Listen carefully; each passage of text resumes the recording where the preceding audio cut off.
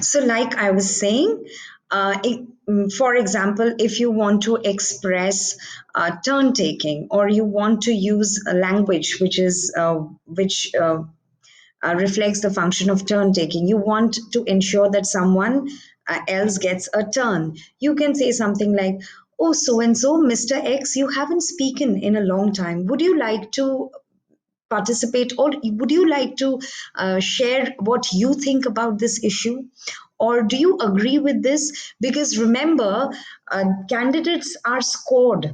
They are also evaluated on the basis of how empathetic they are, how sensitive they are. And so the person who speaks the most does not necessarily score the most.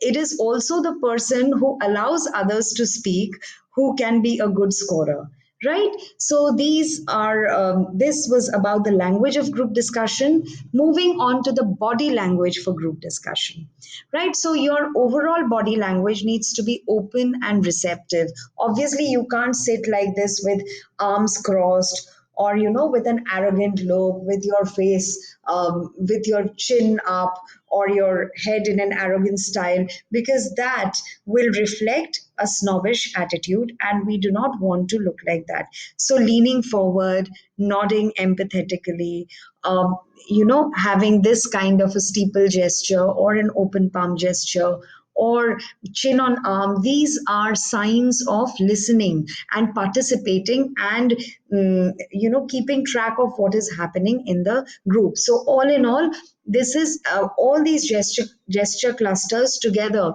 make for open and receptive body language. The second important point is eye contact. Be sure, because a group discussion is not like a presentation where you're addressing a full auditorium, and you can afford sometimes to not make eye contact with your audience. In a group discussion, there are maximum 6 or 8 or 10 people, and you do not want to not make eye contact. So, eye contact with every member of the group is extremely important, especially when you are speaking.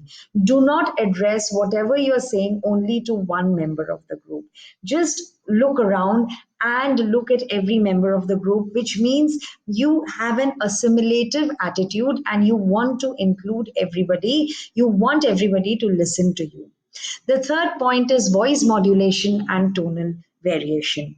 You do not want to sound boring, and you do not want to put your listeners to sleep. So, modulating your voice, sometimes up, sometimes down, not speaking in a monotone and at the same pace. Something like this needs to be avoided. So, varying the pace, varying the pitch, and then varying the tone. So, when you're asking a question, it should sound like a question. When you're making a statement, it should sound like you're making a statement and not asking a question, right?